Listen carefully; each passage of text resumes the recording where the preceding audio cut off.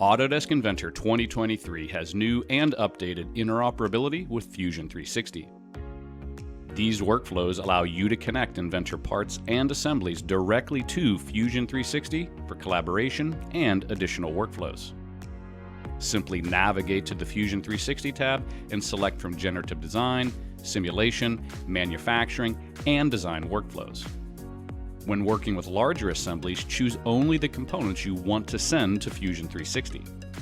Choose where you want to save the parts or assemblies inside of your Fusion team.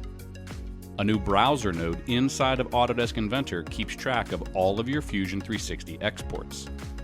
After they're uploaded, they can be opened inside of Fusion 360. These new workflows connecting Autodesk Inventor to Fusion 360 extend your design capabilities and allow for easy cloud-based design collaboration for stakeholders inside and outside your organization.